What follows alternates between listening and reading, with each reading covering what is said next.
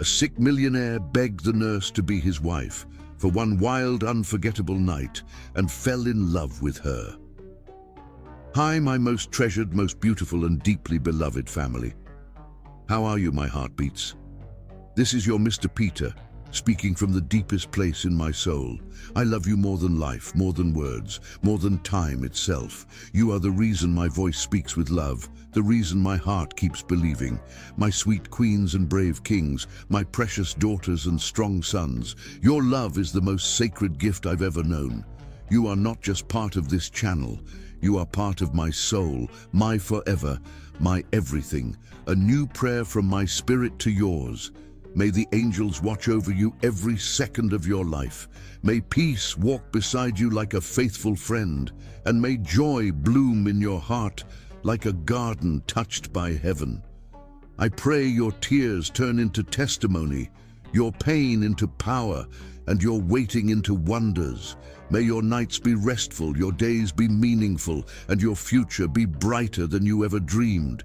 May no harm come near you, no sadness stay with you, and no fear steal your light.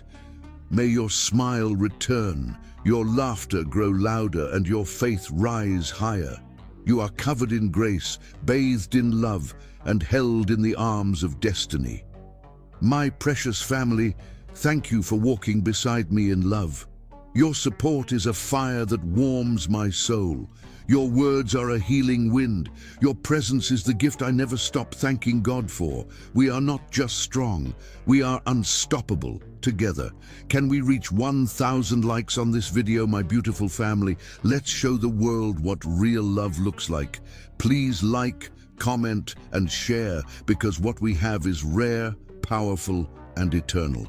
Now let's begin with all the love in my heart, my beautiful, irreplaceable family. The Manhattan penthouse that crowned the Thorson Tower stood 68 floors above the city, but its owner had never felt lower. Marco Thorson lay against Egyptian cotton sheets, his once powerful frame now a shadow of itself. Sunlight tried to penetrate the partially drawn curtains, creating strips of gold across the bedroom that never quite reached him. It had been this way for months now, light existing in the same space, but never touching him.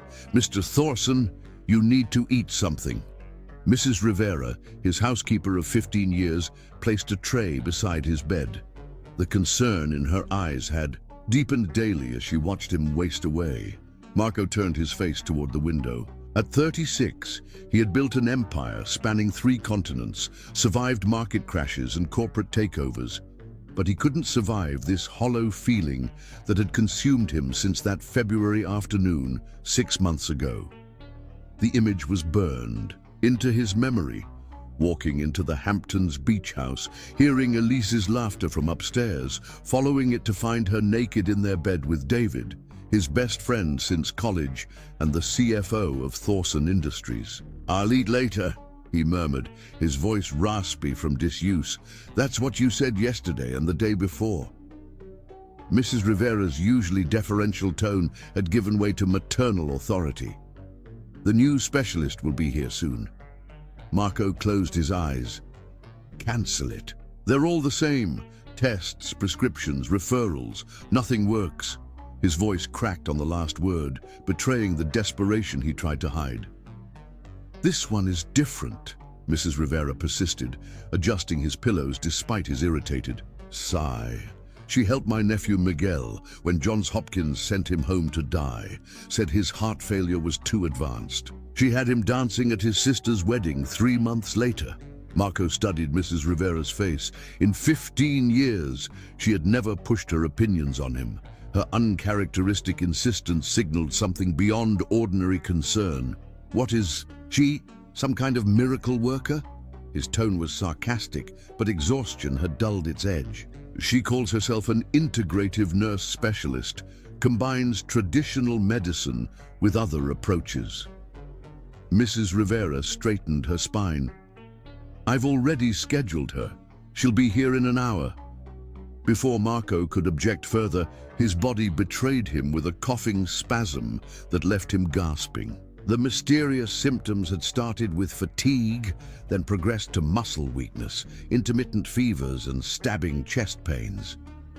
Every test showed nothing conclusive. His heart was structurally sound, lungs clear, blood work normal. The top diagnosticians in the country were baffled. Some suggested his symptoms were psychosomatic, a reaction to emotional trauma. Marco had fired them immediately. When the private elevator chimed an hour later, Marco had managed to sit up against the headboard, a black cashmere throw across his legs. His jawline, once sharp and commanding, was now obscured by a dark beard he lacked the energy to shave. His Finnish heritage gave him naturally broad shoulders and height, making his current frailty all the more striking. Mrs. Rivera entered first. "Mr. Thorson, this is Miss Lynn." The woman who followed her was not what Marco expected. No older than 30, Missy Lynn moved with a quiet confidence that immediately commanded attention. She wore simple navy slacks and a crisp white blouse, her natural hair framing a face with high cheekbones and eyes that seemed to evaluate everything they saw. She carried a leather medical bag that looked worn with use rather than age. "You can leave us, Mrs. Rivera," Marco said, his gaze fixed on the newcomer. After the door closed, Missy approached without the cautious reverence most people showed in his presence. "Mr. Thorson, I'm Missy Lynn. Before we start, I should tell you I'm not a conventional practitioner." Her voice carried traces of a New Orleans accent, softened but not erased by education. Marco found himself listening to its rhythm despite his skepticism. "So I've been told, you're my housekeeper's miracle worker." He gestured weakly toward a chair. "Let's get this over with." Missy set her bag down, but didn't sit. "I don't perform miracles, Mr. Thorson. I simply recognize that healing doesn't always follow conventional paths." She moved to the windows and drew the curtains fully open, flooding the room with afternoon light. Marco winced. "What are you doing?" "Creating an environment conducive to healing," she replied, unperturbed by his tone. "Your body can't heal in darkness." For the next 30 minutes, she conducted an examination unlike any Marco had experienced. Beyond checking his vitals, she asked questions no other doctor had, about his dreams, his relationships before Elise, his childhood in Finland before his family moved to America. Her fingers pressed points on his wrists and neck with deliberate precision, her expression revealing nothing. "Well," Marco finally asked, irritation masking his curiosity, "what exotic disease have you discovered that the specialists missed?" Missy packed her stethoscope away before meeting his eyes directly. "There's nothing physically wrong with your organs or systems, Mr. Thorson. Your body is manifesting what your heart and mind can't process." Marco's laugh was bitter. "Another psychosomatic diagnosis? I've fired doctors for suggesting less." "It's not psychosomatic. It's somato-emotional." Missy's calm remained unshaken. "Your betrayal activated a trauma response that's disrupting your body's natural healing systems. The symptoms are very real, just not from the causes you're looking for." Marco's jaw tightened. "So I'm imagining my way into an early grave because my wife cheated. How convenient for my team of incompetent physicians." "Your wife's betrayal was simply the trigger, not the cause." Missy's directness was unsettling. "The root is deeper, older. Your body is sending messages your conscious mind refuses to hear." "And what message would that be?" Marco's voice was dangerously quiet. "That's what we'd need to discover together." She began repacking her bag. "But I can't help someone who doesn't want to be helped. I appreciate Mrs. Rivera's faith in me, but..." A sudden wave of dizziness interrupted Marco's planned dismissal. The room spun violently, his vision tunneling to pinpricks of light. He felt himself falling sideways, his weakened body unable to right itself. Instead of hitting the edge of the nightstand, he felt firm hands catching him, lowering him back against the pillows. "Breathe with me," Missy's voice commanded close to his ear, her hand pressed against his chest, establishing a rhythm. "In through your nose 4 counts. Hold for 7. Out through your mouth for 8. Again." Marco found himself following her instructions, the spinning gradually subsiding. When his vision cleared, Missy's face was inches from his, her eyes revealing concern without pity, a distinction few people managed in his presence. "That wasn't psychosomatic," he whispered, his voice rough. "No," she agreed quietly. "That was your body screaming what your mind won't acknowledge." For a moment, they remained frozen in that tableau, her hand on his chest, his eyes locked with hers. Something electric and unexpected passed between them, a connection that transcended their roles as patient and healer. "I'll show myself out," Missy said finally, breaking the spell as she straightened. "I wish you well, Mr. Thorson." "Wait," the word escaped before Marco could reconsider. "How long would your treatment take?" Missy paused by the door. "That depends on you, but I would recommend an intensive approach, 2 weeks minimum." "And what would that involve?" "Complete commitment to the process, no half measures." Her gaze was unflinching. "I would need unrestricted access day and night. Your condition can spiral quickly, as you just experienced." Marco considered her words. 6 months of conventional medicine had left him worse than when he started. What did he have to lose? "My security team is very strict about overnight guests," he said, attempting his old authoritative tone despite his weakened state. "Then we'll need a cover story." Missy's practical tone belied the unconventional suggestion. "Something that gives me unrestricted access without raising questions." "What did you have in mind?" Marco asked, intrigued despite himself.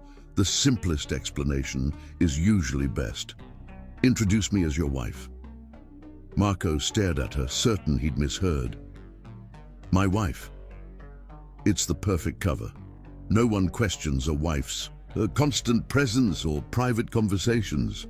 Your staff would expect us to share accommodations." Missy's clinical detachment made the outrageous suggestion sound reasonable. "It's a therapeutic fiction, nothing more."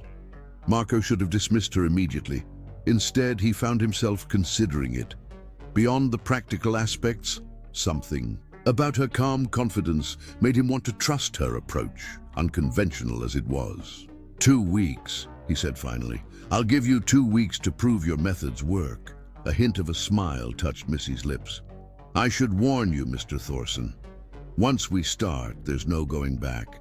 Healing isn't always comfortable." "Neither is dying," he replied, extending his hand to seal their arrangement.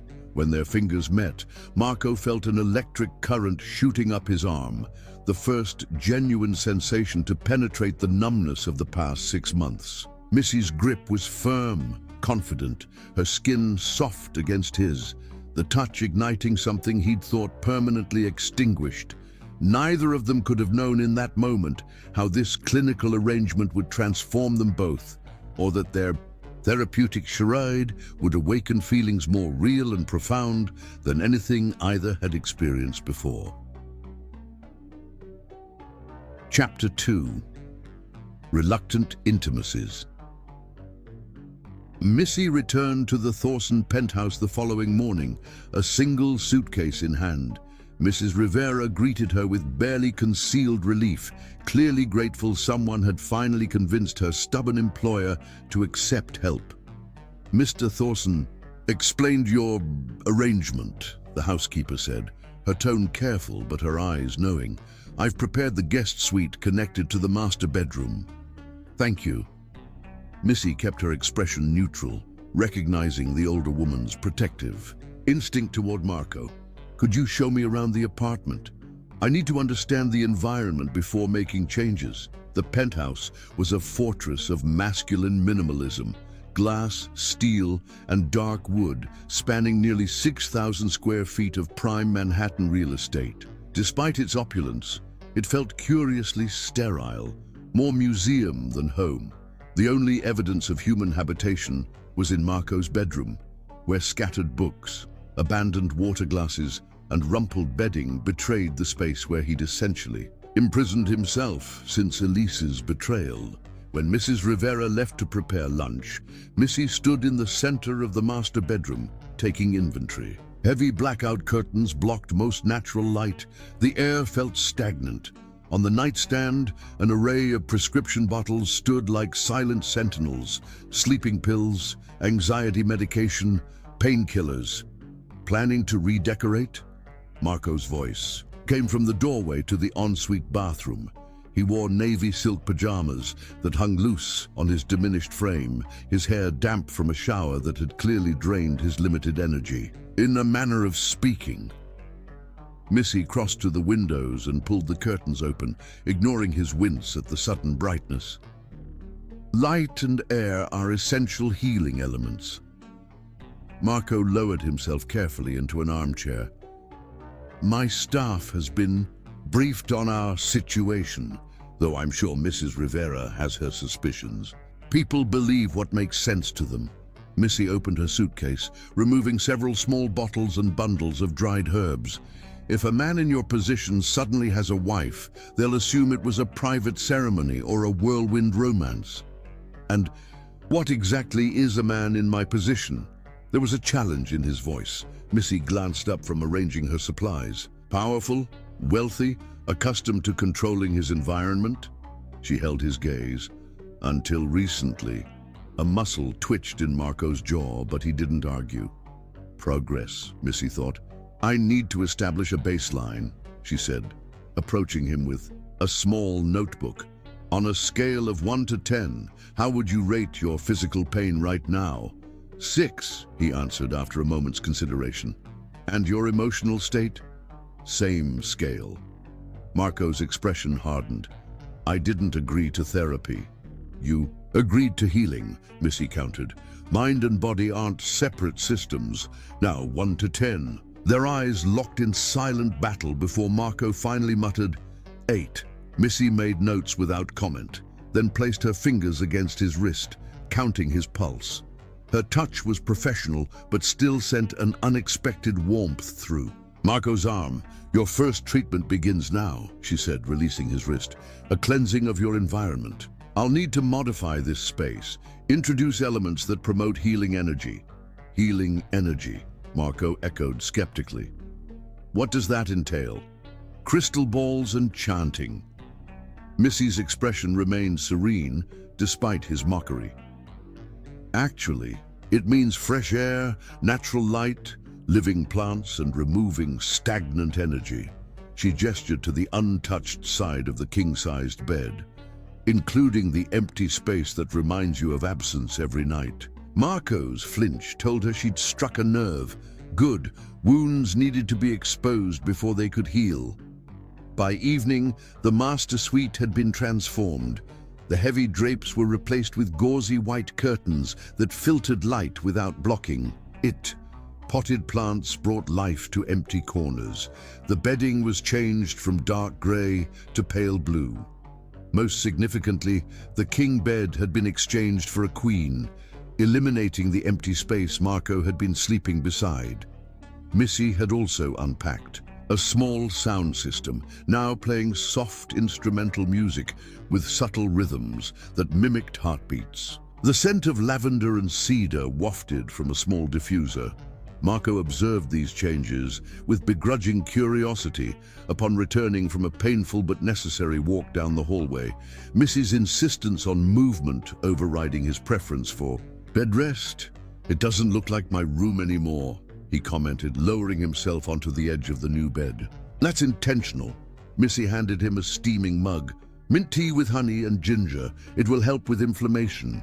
Marco sipped cautiously. You've essentially erased her. Not erased, released. Missy sat in a chair opposite him. Tell me about when you first felt ill. Marco stared into his mug. A week after I found them together, I thought it was just stress at first. Trouble sleeping, no appetite. Then came the chest pains. Doctors thought it was cardiac, but tests showed nothing. And what happened with Elise after you discovered them? His knuckles whitened around the mug. She said she never loved me, that she married me for my money and position, that David at least made her feel something. His voice turned bitter. They'd been laughing at me for months, stealing company information while sharing my bed. That must have been devastating. Missy's tone held genuine empathy without pity. I threw them both out, filed for divorce, fired David. Marco's voice was mechanical, reciting facts without accessing the emotions beneath. I handled it. Did you? Missy's question hung in the air between them. Your body suggests otherwise. Marco's expression closed like a vault. I'm tired. I think we're done for today. Missy knew better than to push further. We'll continue tomorrow. Try to sleep. In the new bedding tonight, your body needs to associate this space with rest, not trauma. That night, Marco lay in the unfamiliar bed, surrounded by unfamiliar scents and shadows. Something about the room's transformation had disturbed him more deeply than he expected. It wasn't just Elise's ghost that Missy had banished, but the comfort of his familiar pain, the suffering he'd grown accustomed to, the nightmare struck just after midnight. In his dream, Marco was back in the Hamptons' house, climbing the stairs to the bedroom, but this time the staircase stretched endlessly upward. Elise's laughter growing louder, yet never reaching its source. He called her name, his legs leaden, his chest constricting until he couldn't breathe. Marco.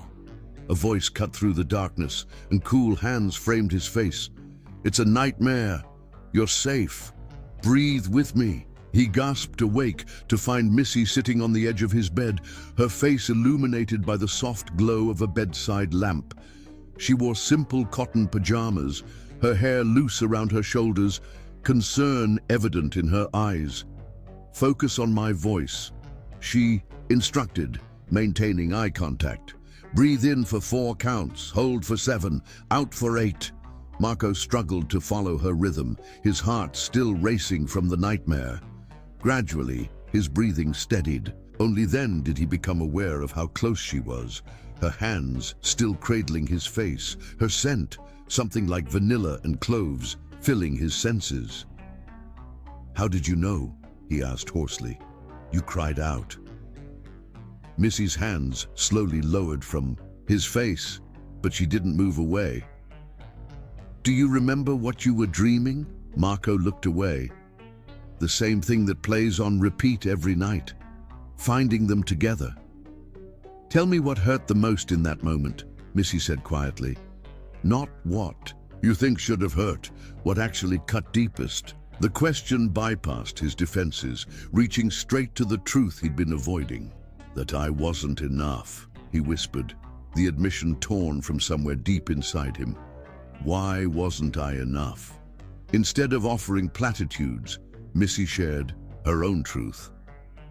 My fiancé left 3 years ago, said my work was more important to me than he was. Her voice held no self-pity, just understanding. Some people can't recognize worth when they hold it. In the dim light, with sleep still clouding his defenses, Marco saw not just a healthcare provider, but a woman with her own scars and strengths. Their eyes held for a moment too long, an unspoken current passing between them. You should try to sleep, Missy said finally, moving to stand. Marco's hand caught hers before he could question the impulse. Thank you, he said simply, his voice roughened with emotion. Their fingers remained linked for a heartbeat longer than necessary, the connection between them vibrating with unspoken possibilities. When Missy finally withdrew to her adjoining room, Marco lay awake, the ghost of her touch burning on his skin. For the first time in months, it wasn't pain or betrayal that kept him awake, but the exhilarating awareness of something new stirring. Within him, a hunger for life he'd thought permanently extinguished. Chapter 3. Santorini Surrender. Are you sure about this? Missy stood in Marco's home office, watching as he spoke on the phone with his pilot. 3 days had passed since their nighttime encounter, and Marco had made remarkable progress. His color improving, appetite returning, able to walk the length of the penthouse without rest. Marco ended the call and turned to her. The jet will be ready in 3 hours. unless you've changed your mind. His suggestion the previous evening had caught her off guard, continuing her treatment at his villa in Santorini. A complete change of environment, he'd argued. Isn't that part of your healing protocol? It was, but Missy hadn't expected him to suggest something so intimate. A private island halfway around the world, just the two of them. The professional boundary she strived to maintain already felt increasingly fragile. "I haven't changed my mind," she replied, keeping her tone measured. "But I need to be clear about boundaries before we go. Our arrangement remains therapeutic." Something flickered in Marco's eyes. Amusement? Challenge? "Of course. You're still my healer, I'm still your patient." Yet the way he studied her face suggested he was as aware as she was of the current shifting between them. The journey to Santorini passed in comfortable conversation aboard Marco's private jet. Missy was struck by the changes in him already. He'd shaved his beard, revealing the sharp jawline that had graced magazine covers. His designer clothes, previously hanging loose, now fit his frame better as his appetite returned. Most notably, his eyes had regained focus and intensity, particularly when they rested on her. They landed as twilight painted the Aegean in shades of orange and violet. A private car delivered them along winding cliffside roads to Marco's villa, perched on Santorini's highest point with uninterrupted views of the caldera. "It's breathtaking," Missy whispered as they stepped onto the main terrace. The whitewashed structure cascaded down the volcanic cliff in tiers of private balconies and infinity pools, the iconic blue domes capturing the last golden rays of sunlight. "I bought it 5 years ago, but rarely visit," Marco said, standing close enough that she felt his warmth in the cooling evening air. "Business always called me elsewhere."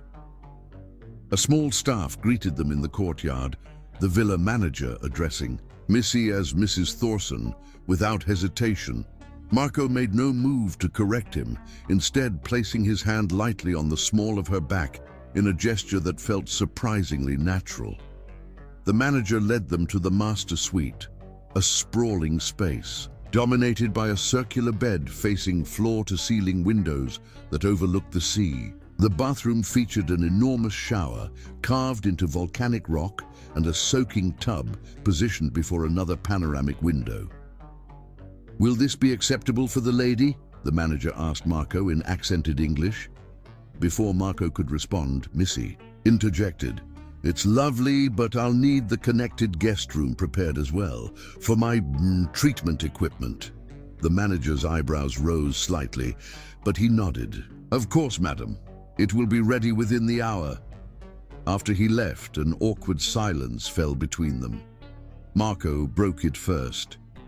"You don't need to stay in the guest room on my account. The bed is more than large enough." "That's not appropriate," Missy cut in, perhaps too quickly. "I meant what I said about boundaries." Marco's smile held a challenge. Even fake wives need to maintain professional standards, especially fake ones. She turned toward the terrace, needing distance from his magnetic presence. "I'll sleep in the guest room. It's non-negotiable." Later that evening, after a quiet dinner on the terrace prepared by the villa's chef, Missy found Marco standing at the balcony rail, gazing at the moonlit sea. The staff had retired to their quarters on the lower level, leaving them truly alone. "And for the first time, couldn't sleep?" she asked, joining him at the rail but maintaining careful distance. "Haven't tried yet." He glanced at her, noting she'd changed into loose cotton pants and a simple tank top. The moon on the water, it seemed. A shame to miss it. The silver path it cast across the dark sea was indeed mesmerizing. They stood in companionable silence until Marco spoke again, his voice lower, more vulnerable than she'd heard before. "I never brought Elise here," he said unexpectedly. "I always meant to, but there was always another meeting, another deal." His knuckles whitened on the rail. "Maybe if I had prioritized differently." "We can't know that," Missy said gently. Some people aren't capable of recognizing value, no matter how it's presented. Marco turned to face her fully. Is that what happened with your fiancé? Missy hesitated, unaccustomed to sharing her own pain. Yet something about the night, this place, and the man beside her, so different from the broken patient she'd first met, invited honesty. Jackson was a surgeon we met during my clinical rotation. Her fingers traced patterns on the cool stone rail. He loved the idea of me, the dedicated nurse with unconventional healing knowledge. Until it became clear I wouldn't abandon my grandmother's teachings to fit into his world of purely evidence-based medicine. What happened? Marco asked, genuinely interested. I was offered a chance to study traditional healing methods in New Orleans with practitioners who knew my grandmother. He gave me an ultimatum, the fellowship or him. Missy's smile held no regret. I chose my path. Do you ever wonder if you made the wrong choice? No, she answered without hesitation. Compromising yourself for someone else's comfort isn't love, it's surrender of the wrong kind. The sea breeze shifted, carrying her scent to him, something natural and spiced that had become familiar in just a few days. Marco found himself moving closer, drawn by forces he wasn't trying to resist anymore. And what would be the right kind of surrender? His voice had dropped to a near whisper. Missy's eyes met his, unwavering despite the electricity crackling between them. The kind where both people become more themselves, not less. Dawn was breaking over the Aegean when Marco woke the next morning. For the first time in months, he'd slept deeply, without nightmares or pain. He dressed in swim shorts and made his way down to the infinity pool carved into the cliff face, surprised to find Missy already there. She was floating on her, back, eyes closed, the water lapping gently around her form. The simple black swimsuit revealed curves her professional attire had only hinted at, her skin glowing copper in the early light. Marco's breath caught at the vision she presented, serene yet somehow elemental, as though she belonged to this landscape of sea and stone. Sensing his presence, she straightened in the water. Good morning. You slept well? Better than I have in months, he admitted, stepping into the cool water. No dreams at all. That's progress. She moved closer, professional mode engaging. Today we're adding water therapy to your treatment. The buoyancy will help rebuild your muscle strength without strain. For the next hour, she guided him through exercises in the water, her hands supporting his back, adjusting his position. Each touch, though clinical in intent, sent awareness rippling through him. By the time they finished, Marco felt simultaneously exhausted and energized.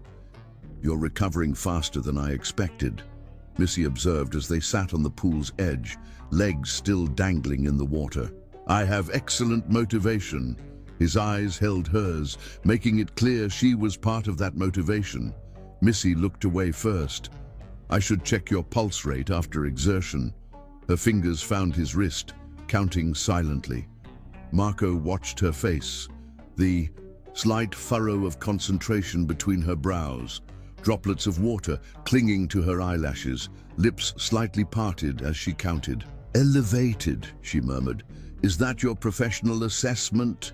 Marco's voice was husky. Because I could have told you that. Her eyes flickered up to his, and the pretense of clinical detachment evaporated between them. Marco's hand covered hers where it still rested on his wrist, their fingers intertwining with unspoken intent. Marco, she whispered, warning and invitation mingled in his name.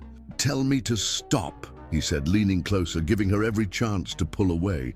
Instead, Missy remained perfectly still, her eyes never leaving his as the space between them disappeared. When their lips finally met, the contact sparked like flint against steel, a first exploration charged with months of denied attraction. Marco's hand rose to cup her cheek, still cool and damp from the water, his thumb tracing the delicate line of her jaw. What began as gentle inquiry exploded into raw need as months of Marco's emotional numbness shattered under her touch. He deepened the kiss, drawing a soft gasp from her that incinerated the last of his restraint. His arms encircled her, pulling her against him as the kiss transformed into something primal and urgent, their bodies recognizing what their minds had been denying. Missy responded with equal fervor, her hands threading through his hair, body arching toward his with an honesty that transcended words. When they finally broke apart, both breathing heavily, the professional boundary she'd insisted upon had entirely evaporated. "We shouldn't," she whispered, her hand still resting on his chest. "Why not?" Marco's forehead pressed against hers, unwilling to create more distance between them. "What's happening between us is real, Missy. More real than anything I've felt in years." She closed her eyes, conflicted. "You're vulnerable. In recovery. I'm supposed to be healing you, not..." "You are healing me," he interrupted, his voice rough with emotion. "I've been dead inside for months.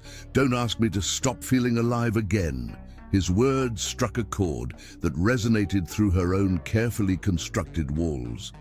Perhaps her insistence on professional distance wasn't just about ethics, but fear. Fear of opening herself to the intensity she sensed in him, in what was growing between them. When Marco kissed her again, more gently this time, Missy made her choice. Her arms wound around his neck as she surrendered not to him, but to the current that had been pulling them together since that first electric touch in his Manhattan bedroom. As the Santorini sun rose higher, casting their entwined shadows across the white stone terrace, neither spoke of boundaries or arrangements. Those belonged to another world, another time, before this island, before this moment of surrender that would change everything between them. Chapter 4. Venetian Fever. The week in Santorini passed in a sensual blur of sun-drenched days and star-filled nights. By day, they maintained a semblance of their therapeutic relationship, Missy guiding Marco through strengthening exercises, monitoring his improving health, preparing herbal remedies from local ingredients. But as each sunset painted the whitewashed walls in shades of gold, pretense fell away. Their evenings were spent exploring each other with increasing boldness. First on the terrace under stars, then in the circular bed that had initially caused such awkward tension. Missy's treatment room went unused, her professional boundaries surrendering to the undeniable chemistry between them. On their seventh night, as they lay tangled in sheets still damp from lovemaking, Marco traced lazy patterns on the curve of Missy's hip. "I'm thinking of Venice next," he murmured against her shoulder. Missy turned to face him, moonlight sculpting his features into sharp relief. His transformation amazed her, the hollow-eyed patient from Manhattan now replaced by a vital, powerful man whose body showed no trace of the mysterious illness that had plagued him. "More treatment locations?" she asked with a teasing smile. "Or are we just on vacation now?" Marco's expression grew serious. "Neither. I'm not your patient anymore, Missy, and you're not my nurse." His fingers intertwined with hers. "What's happening between us transcended that days ago." The truth of his words hung between them. What had begun as a clinical arrangement had evolved into something neither had anticipated, something that made professional ethics seem irrelevant against the reality of their connection. "Venice, then," Missy agreed, pushing aside the small voice that warned this fantasy couldn't last forever. Reality would eventually intrude, but not tonight. Tonight belonged to them alone. The Thorson family palazzo on Venice's Grand Canal dated back to the 16th century, its facade a masterpiece of Gothic architecture rising 3 stories from the water. Inside, modern luxury blended seamlessly with historical elements, original frescoed ceilings soaring above contemporary furnishings, ancient marble floors warmed by state-of-the-art heating. Their arrival just before sunset cast the antique. Mirrored hallways in a golden glow as the palazzo's caretaker, an elegant older Italian woman named Sofia, showed them to the master suite. "All has been prepared as requested, Signor Thorson," she said, opening doors to reveal a sprawling bedroom with silk-draped windows overlooking the canal. "Will the Signora require anything special?" Marco's hand settled possessively at Missy's waist. "She enjoys fresh flowers, particularly orchids." The casual intimacy of him knowing her preferences, learned during their Santorini idyll, sent warmth spiraling through Missy. This was no longer pretense. The way Marco looked at her held genuine feeling that both thrilled and terrified her. After Sophia departed, Marco pulled Missy to the window. Below, gondolas glided past in the fading light, their lanterns beginning to illuminate the twilight. "I've arranged something special for tonight," he said, pressing a kiss to her temple. "We'll need to dress for dinner." Hours later, Missy found herself floating down the Grand Canal in a private gondola, Venice's historic palazzos gliding past like a dream sequence. She wore a midnight blue dress Marco had waiting for her, silk that draped her curves like water, highlighting the warm bronze of her skin against the deep color. Marco, resplendent in a perfectly tailored black suit, watched her with undisguised appreciation as she trailed her fingers through the water. Gone was the bitter, broken man she'd first met. In his place sat someone rediscovering joy, his eyes missing nothing, especially where she was concerned. "Where exactly are we going?" she asked, as their gondolier steered them down a smaller, less trafficked canal. Marco's smile held secrets. "Somewhere more private." The gondolier, an older man with the weathered face of someone who had spent decades on these waters, navigated with practiced ease through increasingly narrow waterways. Eventually, they emerged into a small, secluded lagoon surrounded by abandoned palazzos, their faded grandeur creating a hauntingly beautiful backdrop. "Few tourists know this place," Marco explained, as the gondolier discreetly positioned himself at the far end of the boat, giving them privacy while still steering. It was once the meeting place for nobles and their forbidden lovers. The romance of the setting wasn't lost on Missy. Overhead, stars emerged in the velvet sky while small lanterns on their gondola cast golden light across the water. From somewhere in the distance, faint strains of violin music drifted through the night. "You arranged the music too?" she asked, recognizing the elaborate planning behind this seemingly spontaneous excursion. "I may have requested a string quartet at the restaurant we're passing." His smile was boyish, pleased with himself. "Though we'll be fashionably late, and for our reservation." Marco reached into his jacket, producing a bottle of champagne and 2 glasses that had been hidden somewhere in the gondola. As he poured, Missy found herself studying him with a healer's eye, noting how fully he had reclaimed his physical vitality, how the haunted shadow had vanished from his gaze. "You're staring," he observed, handing her a glass. "Professional habit," she replied, though they both knew her interest was far from clinical now. "You've made a remarkable recovery." "Thanks to my remarkable healer." He clinked his glass against hers. "To new beginnings." The champagne was perfectly chilled, bubbles dancing on her tongue as Missy sipped. Venice by moonlight surrounded them, ancient, romantic, and timeless. In this setting, it was easy to believe they existed outside normal constraints, in a world where their disparate lives could somehow merge seamlessly. "What are you thinking?" Marco asked, setting aside his glass to take her hand. How could she explain the complexity of her thoughts? That she was falling for him, had already fallen, but feared the real world waiting beyond this romantic bubble? That she worried his feelings were colored by the intense circumstances of his healing? That she couldn't imagine how a millionaire, businessman and a nurse with unconventional methods could build anything lasting, Instead of voicing these doubts, Missy set down her own glass and moved toward him. "I'm thinking words are overrated," she whispered, her lips finding his in a kiss that quickly deepened. Marco's response was immediate and hungry, his arms encircling her waist to pull her onto his lap. The gondola rocked gently with their movement, water lapping against its sides as their kissing grew more intense.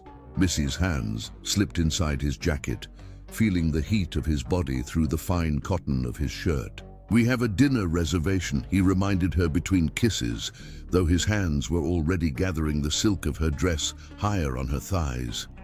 "I'm not particularly hungry," she breathed against his ear. "At least, not for food."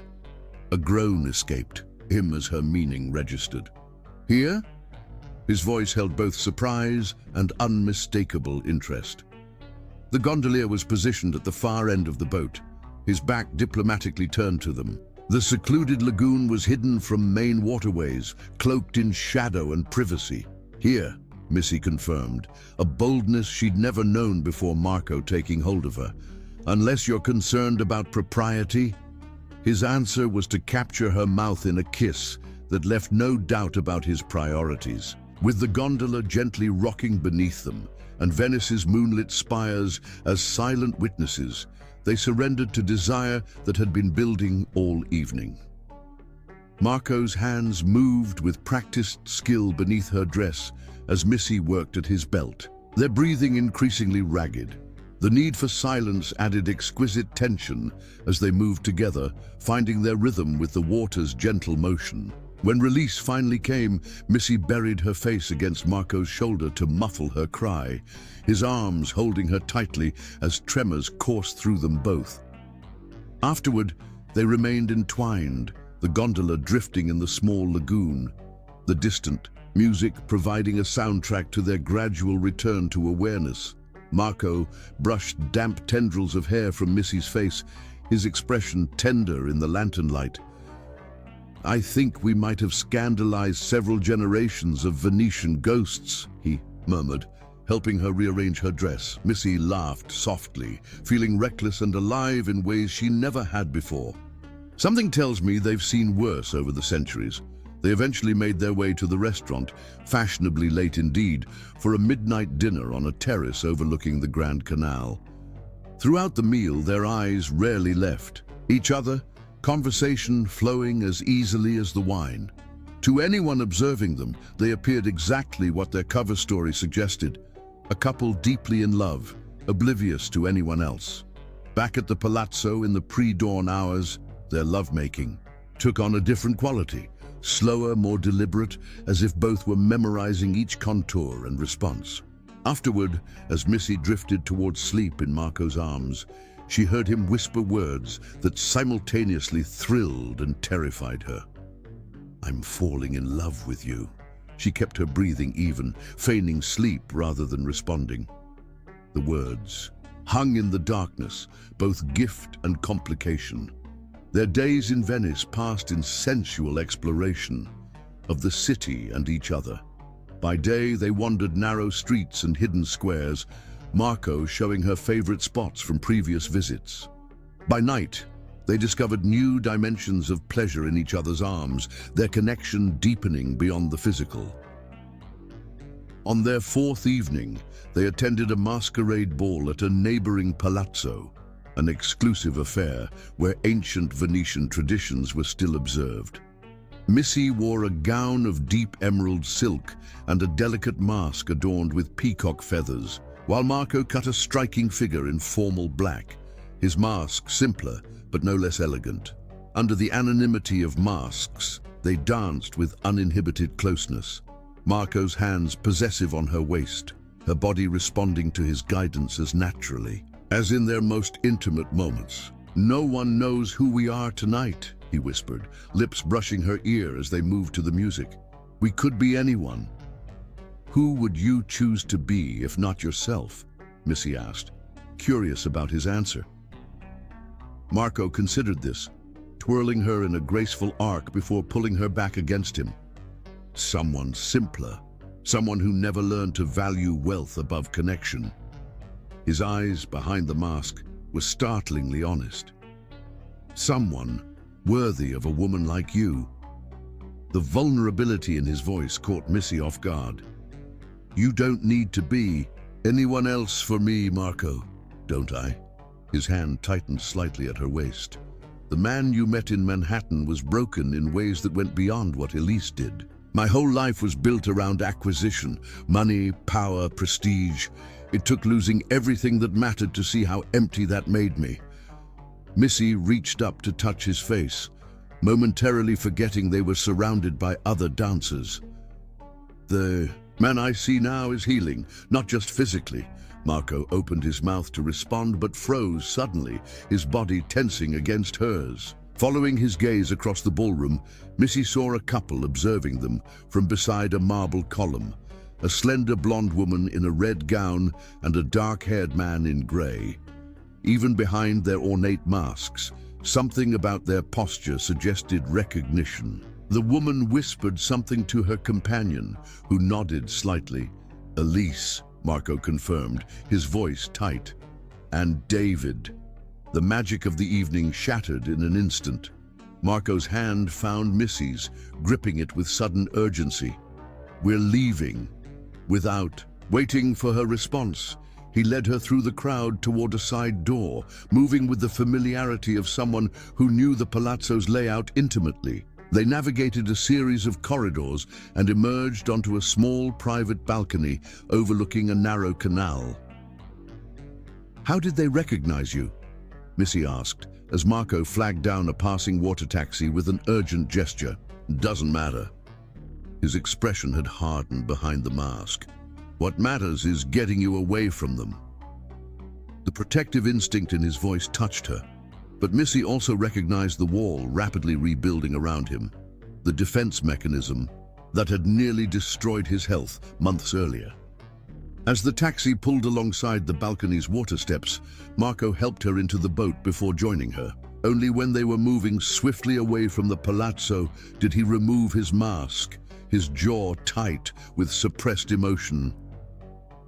I'm sorry, he said finally. I didn't expect them to be there. Missy removed her own mask, studying his face in the intermittent light from passing buildings. Are you okay? No. His honesty was startling. Seeing them should have devastated me. It's what I feared since leaving New York, that encountering them would trigger everything again. He turned to her, his expression clearing. But when I saw them, all I felt was nothing. No pain, no rage. They have no power over me anymore.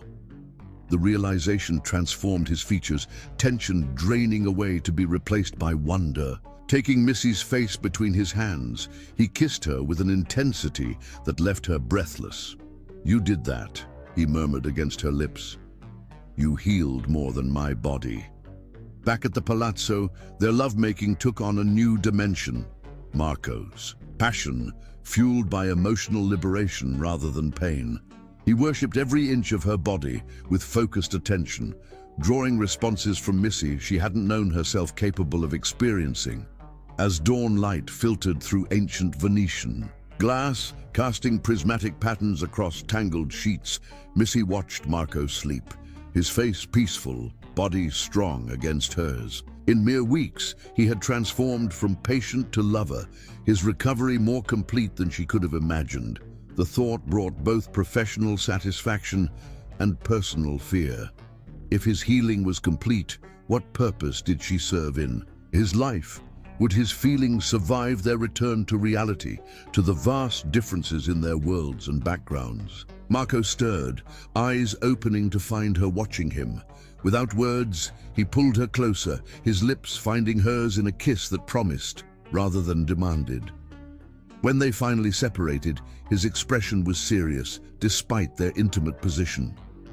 Come with me to Switzerland, he said, fingers tracing the curve of her shoulder. There's a place in the Alps where we can be completely alone. No ghosts, no past, just us. Missy knew she should suggest returning to New York instead, to test whether their connection could survive in the real world. Professional ethics, long abandoned, whispered she needed distance to evaluate whether his feelings were genuine or merely gratitude elevated by passion. Instead, she found herself nodding, surrendering once more to the current flowing between them. Switzerland, she agreed, sealing the decision with a kiss that deepened rapidly into more. Reality would find them eventually. But not today. Chapter 5. Alpine Confessions. Marco's helicopter crested the final mountain ridge, revealing a modernist structure of glass and timber that seemed to grow organically from the alpine landscape. Nestled among towering pines with views of snow-covered peaks in every direction, the lodge appeared both imposing and perfectly integrated with its surroundings. "It's breathtaking," Missy said, her voice barely audible over the helicopter's rotors as they began their descent. Marco squeezed her hand, enjoying her wonder. The Swiss property was perhaps his most personal, not a business acquisition or status symbol, but a retreat he'd designed himself after discovering this remote valley years ago. That he wanted to share it with her revealed more about his feelings than any words could express. As the helicopter settled onto a landing pad adjacent to the lodge, Missy took in details invisible from the air. The living roof planted with native alpine vegetation, walls of glass that reflected the mountains while allowing uninterrupted views from within. A natural stream diverted to flow alongside the structure before cascading down to the valley below. "No staff here," Marco explained as he helped her from the helicopter. "Just us. I thought you might appreciate the privacy." The implication hung between them. No pretense needed here, no roles to play for others' benefit. In this isolated paradise, they could simply be Marco and Missy, free from the complications of their disparate worlds. Inside, the lodge revealed itself as a masterpiece of understated luxury. Soaring ceilings supported by massive timber beams created an airy central space, anchored by a stone fireplace large enough to stand inside. Floor-to-ceiling windows framed the alpine panorama like living art installations, while plush furnishings in neutral tones invited relaxation. "The kitchen is stocked," Marco said, leading her through the main space, "and there's a hot spring-fed pool on the lower terrace." "You've thought of everything," Missy observed, trailing her fingers along a smooth wooden banister as they ascended. To the second level, the master suite occupied the entire upper floor, an open concept space where the bed faced windows overlooking the valley. A freestanding soaking tub positioned before another wall of glass offered bathers an uninterrupted view of snow-capped peaks. "This place suits you," Missy said, studying Marco against the backdrop of mountains. "More than your Manhattan penthouse." "Hula." "So?" He moved behind her, arms encircling her waist as they gazed out at the panorama. "It's authentic. Not designed to impress others, but to satisfy something in yourself." She leaned back against his chest. "Your other homes feel curated. This one feels inhabited." Her insight startled him. Few people bothered looking beyond his wealth to see the man beneath, yet Missy consistently peeled away his layers with disconcerting accuracy. That evening, they prepared dinner together. A simple meal of alpine cheese, crusty bread, and local cured meats, accompanied by wine from a nearby vineyard. As darkness descended outside, Marco lit the massive fireplace, transforming the space with dancing light and shadow. They sat on a fur rug before the fire, wine glasses in hand, the domesticity of the scene striking both of them. This wasn't the fevered passion of Venice or the sun-soaked desire of Santorini, but something equally potent, an intimacy that transcended the physical. "Tell me something you've never told anyone," Missy said, her profile gilded by firelight. Marco considered, this swirling wine in his glass. "My father never said he loved me," he finally answered, the confession emerging more easily than he expected. "Not once in 36 years. Missy's expression remained open, encouraging without pity. "Tell me about him." Harry Thorson was immigrant from Helsinki who built a shipping company from nothing. Marco's voice took on a distant quality. Everything was measured in achievement. Grades, sports, business success, nothing was ever enough. He competed with me as much as he parented me. And your mother? Beautiful, cultured, and completely intimidated by him. Marco shifted, memories clearly uncomfortable. She tried to shield me from his criticism when I was young, but eventually surrendered to his vision of proper parenting, which was that showing affection created weakness. His laugh held no humor. Ironic that I ended up proving him right, choosing a woman who saw me as a resource rather than a person. Missy set down her wine glass, moving closer to take his hand. You proved nothing of the sort. Seeking connection isn't weakness, Marco. It's the most fundamental human need. The firelight played across her features, highlighting the compassion in her eyes. Marco reached out to trace the curve of her cheek, marveling at how this woman, initially hired for her healing abilities, had become essential to him in ways that transcended the physical. "Your turn," he said softly. "Something you've never told anyone." Missy's gaze dropped to their entwined fingers. "I've always been afraid that healing others is the only value I bring to relationships." Her voice grew quieter. "That once people are whole, they won't need me anymore." The vulnerability in her admission struck Marco deeply. Here was the heart of her hesitation with him. The fear that his feelings stemmed from gratitude rather than genuine connection. "Missy," he said, tilting her chin up until their eyes met. "What I feel for you has nothing to do with what you've done for me, and everything to do with who you are." Her expression remained uncertain. "How can you be sure?" "We met under extraordinary circumstances. In the real world, this is real," Marco interrupted, gesturing to the space between them. "More real than anything in my life before you." Before she could respond, he kissed her, not with the desperate hunger of their earlier encounters, but with deliberate tenderness. His hands framed her face, as if holding something infinitely precious.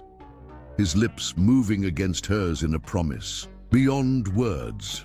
When they finally separated, Missy's eyes remained closed for a heartbeat, as if savoring the sensation. When they opened, Marco saw something had shifted in their depths, a surrender to possibility. The fire crackled and sparked as clothing was discarded, their bodies coming together on the fur rug in its warm glow. Unlike their passionate encounters, in Venice, this union held a different quality, a reverence that acknowledged the deeper emotions now flowing between them. Later, wrapped in a cashmere throw before the dying embers, Missy rested her head on Marco's chest, listening to the steady rhythm of his heart. His fingers traced lazy patterns along her spine, neither feeling the need to break the peaceful silence. The following days unfolded in a rhythm entirely their own. Mornings spent hiking through pristine snow, afternoons exploring each other's bodies with increasing familiarity, evenings sharing stories before the fire. In this rarefied mountain air, away from the complications of their regular lives, they created a private world where only they existed. On their fourth day, Marco suggested a snowshoeing expedition to a remote outlook, accessible only in winter, when the frozen lake below could be crossed safely. They set out after breakfast, Marco carrying a small backpack with provisions as they made their way through snow-laden pines. The physical challenge confirmed Marco's complete recovery, his powerful strides breaking trail through fresh powder, not a trace remaining of the weakness that had defined him when Missy first entered his life. She followed in his tracks, admiring the fluid strength of his movements, the man before her utterly transformed from the hollow-eyed patient in Manhattan. After an hour's hike, they emerged onto a rocky outcropping that offered a breathtaking panorama of the valley below. Jagged peaks stretched to the horizon, the winter sun creating diamond-like brilliance on untouched snow. "I found this place by accident," Marco said, unslinging the backpack to retrieve a thermos of hot chocolate. "Got lost hiking one summer and stumbled across this view. Had to build the lodge after that." Missy accepted the steaming mug he offered. Her cheeks flushed from exertion and cold. "It's like being on top of the world." "That's exactly how I feel right now," Marco said, his eyes on her rather than the view. "Like nothing can touch us here." The simple statement hung in the crystal air between them. Missy had never seen him so at peace. The driven businessman and broken patient, both replaced by a man fully present in the moment, at home in his own skin. As if reading her thoughts, Marco spoke again. "I don't want to go back," he said, surprising them both with his honesty. "We could stay here or travel, see where this leads without the complications waiting for us in New York." The temptation to agree was powerful. These weeks with Marco had awakened something in Missy she'd never experienced, a connection that satisfied body, mind, and spirit simultaneously. Yet she couldn't silence the practical voice reminding her their bubble would eventually burst against reality. Before she could respond, a mechanical chirp interrupted the pristine silence. Marco frowned, pulling a satellite phone from his backpack. "I only gave this number to James for absolute emergencies," he explained, stepping away to answer. Missy watched his expression change as he listened, the carefree lover replaced by the focused businessman in the space of seconds. His responses were clipped, tension evident in the set of his shoulders. When he ended the call, his face had hardened in a way she hadn't seen since their early days in Manhattan. "What's happened?" she asked. "Elise." The name fell like an icicle between them. "She's been giving interviews, claiming my illness was fabricated for sympathy during our divorce proceedings." His jaw tightened, and apparently there's speculation about who my mysterious new wife really is. Reality had found them after all, crashing into their alpine paradise with the force of an avalanche. Chapter 6. Monaco's Betrayal. The helicopter. Carved through pristine mountain air, their journey back to civilization markedly different from the hopeful arrival days earlier. Marco spoke rapidly into his phone, orchestrating damage control with surgical precision while Missy stared silently at the magnificent Alps passing below, their intimate sanctuary now violated by the world's harsh intrusion. "We're not running from this," Marco announced after ending his call, his voice carrying through their headsets with steel-edged determination. "I'm done hiding, done letting others control the narrative of my life." Missy studied his determined expression. "What are you suggesting?" "The Monaco Grand Prix is this weekend. Elise and David will certainly be there. Her family never misses it." His eyes met hers, intensity blazing in their depths. "Let's confront this head-on. Show them, show everyone, that I'm fully recovered and moving forward." The prospect of deliberately entering Elise's social circle sent anxiety spiraling through Missy. Their relationship had blossomed in private, away from scrutiny and comparison. Now Marco wanted to thrust them into the spotlight at one of Europe's most high-profile events. "Is that wise?" she asked carefully. Marco's hand covered hers.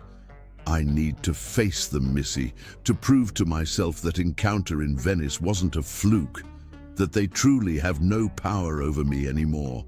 His fingers tightened. "But I don't want to do it alone."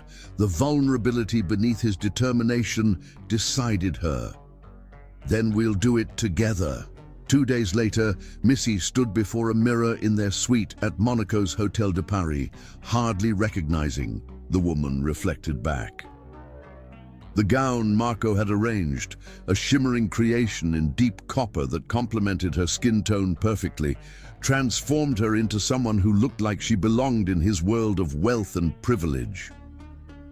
Marco appeared, behind her, resplendent in a tuxedo that emphasized his restored physique. His arms encircled her waist as he pressed a kiss to her bare shoulder. "Nervous?" he asked, meeting her eyes in the mirror. "Terrified," she admitted. "I've never attended anything like this. What if I embarrass you?" Marco turned her to face him. "Impossible, just be yourself, the woman who brought me back to life." His thumb traced her lower lip. "The woman I'm falling in love with." There it was again. That declaration that both thrilled and frightened her. This time, Missy couldn't pretend she hadn't heard it. "Marco," "You don't have to say it back," he interrupted gently. "I just need you to know where I stand. What's between us isn't casual for me, Missy. It never has been." Before she could respond, a knock announced their car had arrived. The moment for deeper conversation passed, as they were swept into the glittering world of Monaco's elite during its most prestigious weekend. The Casino de Monte Carlo blazed with lights, its Belle Epoque facade serving as backdrop for an exclusive pre-race gala. Celebrities, royalty, and the ultra-wealthy mingled beneath crystal chandeliers, the air perfumed with expensive fragrances and ambition. Heads turned as Marco and Missy entered, curious gazes assessing them. Him, the notorious billionaire, rumored to have suffered a breakdown after his wife's betrayal. Her the unknown beauty on his arm, subject of increasing tabloid speculation, Marco Thorsen. A silver-haired man approached, champagne flute in hand. "The prodigal returns to society. We've missed you at the Asia-Pacific merger talks." As Marco made introductions, Missy observed the subtle shift in his demeanor. The private man who'd held her through Alpine nights now wearing his public persona like armor. She recognized it as protection rather than pretense, yet the contrast was jarring.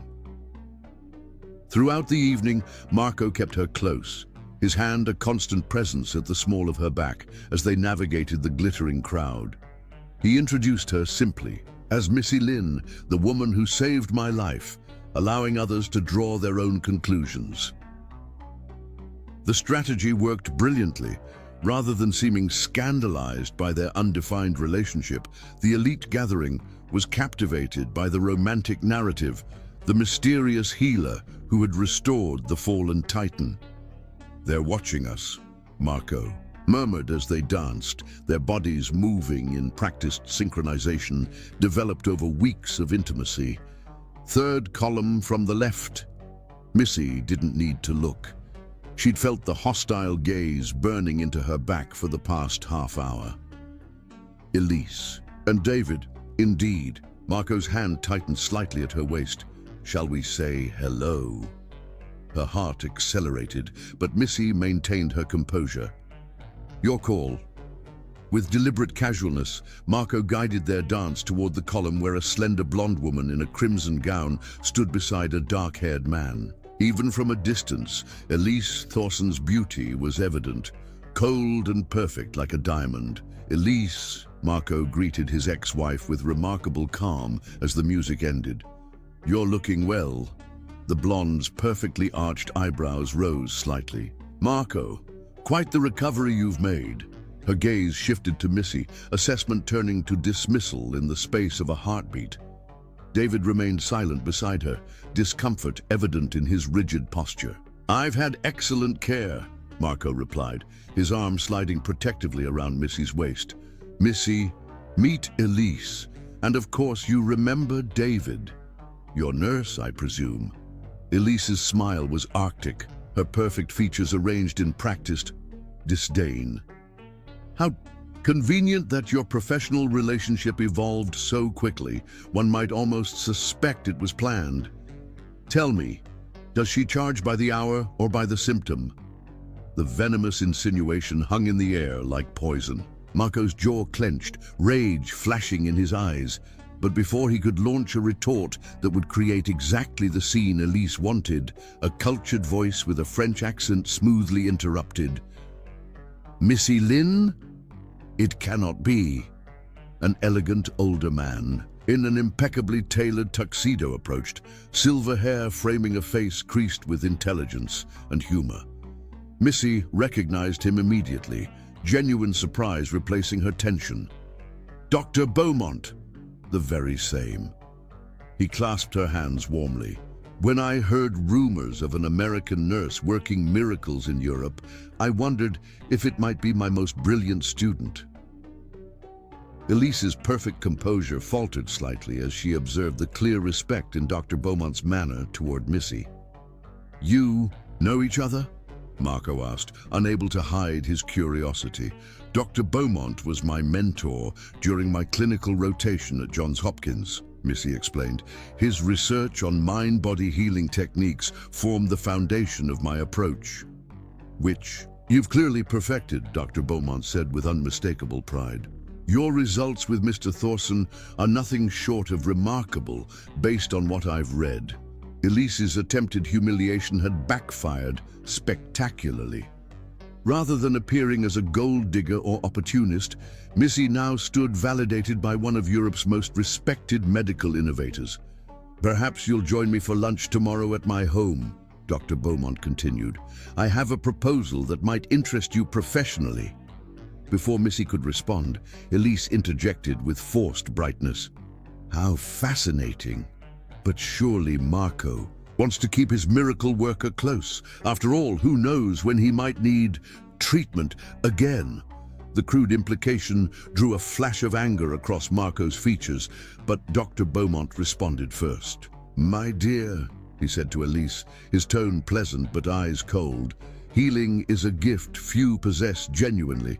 Ms. Lin's talents would be recognized in any circle where intelligence is valued over other attributes. Elise's perfect complexion flushed at the gentle rebuke. Without another word, she took David's arm and led him away, defeat evident in the stiffness of her departure. Formidable woman, Dr. Beaumont observed, watching Elise retreat, though not in the ways that truly matter. He turned back to Missy with genuine warmth. My invitation stands. Lunch tomorrow? My villa overlooks the racecourse.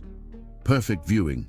For Sunday's event, Missy glanced at Marco, who nodded encouragingly. We'd be delighted, she answered. Dr. Beaumont's cliffside villa proved even more spectacular than promised. Its terraced gardens descending toward the Mediterranean while offering uninterrupted views of Monaco's famous street circuit below. Over an exquisite lunch served on a sun-dappled terrace, Dr. Beaumont explained the purpose behind his invitation. An offer that would have seemed miraculous mere months ago. I'm establishing an integrative healing center in Monte Carlo, he explained, serving Missy a glass of local rosé. Combining conventional medicine with traditional healing practices from around the world. Exactly what Missy has always envisioned, Marco commented, watching her face illuminate with interest. Precisely why I want her to head our mind-body healing division, Dr. Beaumont continued.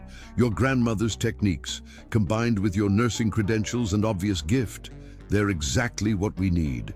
Missy set down her glass, stunned by the magnitude of the opportunity. You want me to relocate to Monaco? With an appropriate research budget and staff, Dr. Beaumont confirmed. Complete freedom to develop your methodologies. We'd begin construction next month, with doors opening by year's end. It was everything she'd ever dreamed professionally. Validation of her unconventional approach, platform to help countless patients, resources beyond anything she could access in her community clinic. It's an incredible opportunity, she said, carefully, acutely aware of Marco beside her. May I have some time to consider? Of course, Dr. Beaumont smiled. Take the weekend. We can discuss details after you've had time to think. As their car wound back down the coastal road toward Monte Carlo, Marco remained uncharacteristically quiet. The Mediterranean sparkled below, the landscape breathtaking, yet tension had crept between them. You should take it, Marco finally said, breaking the silence. It's perfect for you. Missy studied his profile, noting the careful control in his expression. It would mean moving to Monaco. I have property here, he responded with forced lightness. could easily establish a European base. The practical solution couldn't address the deeper question hovering between them. What exactly were they to each other? Lovers, certainly. Friends, yes. But beyond that, neither had defined what future they envisioned together. "Is that what you want?" Missy asked quietly. "For us to continue, whatever this is, in Monaco?" Marco's hands tightened on the steering wheel. "What I want is for you to pursue your dreams without compromising for anyone, including me." His voice softened. "I've seen what happens when someone abandons their purpose for a relationship, Missy. It breeds resentment eventually."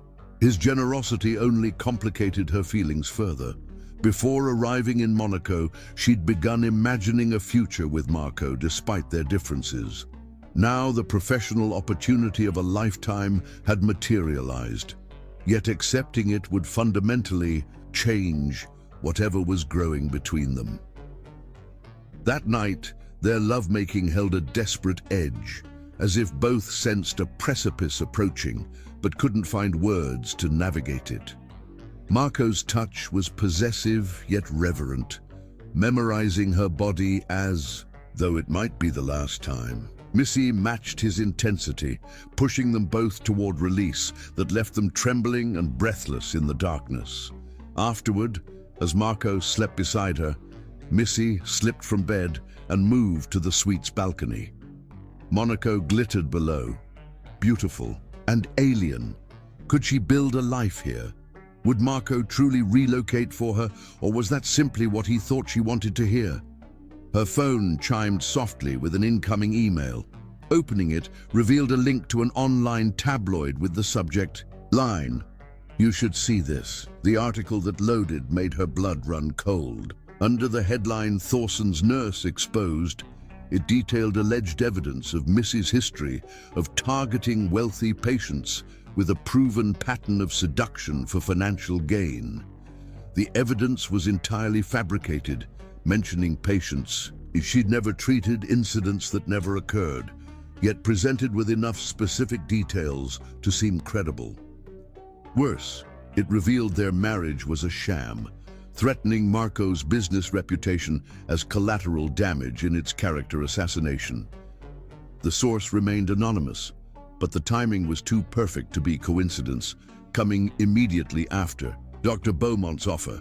Missy leaned against the balcony rail, mind racing. If she stayed with Marco, these attacks would continue, damaging his reputation along with hers. If she accepted Dr. Beaumont's offer, her professional credibility would be undermined before she even began. The choice crystallized with devastating clarity. There was only one way to protect both Marco and her professional future. By dawn, she had packed her small suitcase and written a note explaining her decision to return to New York alone.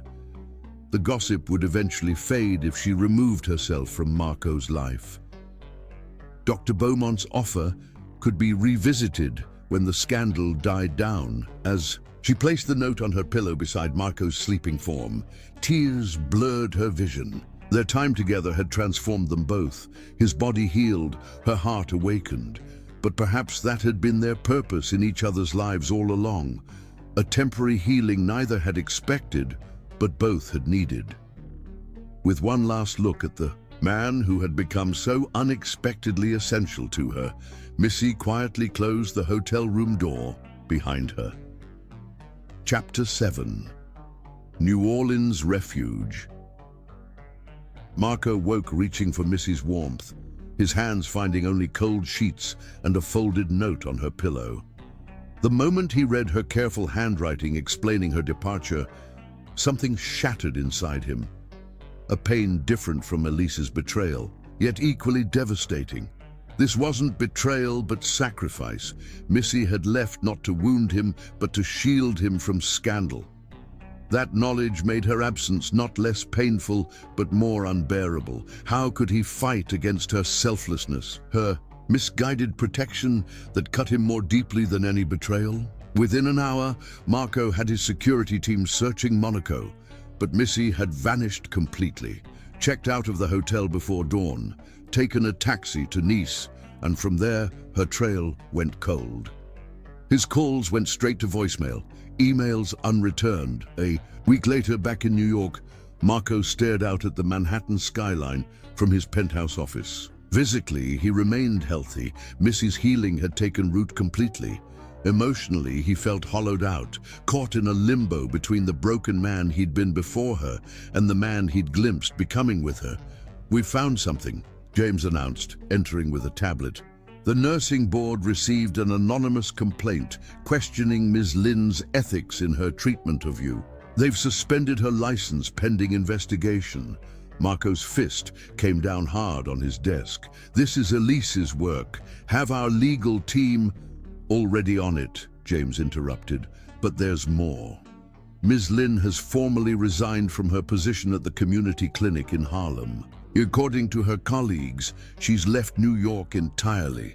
The revelation struck Marco like a physical blow. Missy had lost not just him, but her professional standing, the career she'd worked so hard to build, all because she'd agreed to help him when no one else could. "Find her," Marco ordered, his voice tight with suppressed emotion. "Whatever it takes." In the weeks that followed, Marco threw himself into 2 parallel missions, clearing Missy's name and locating her.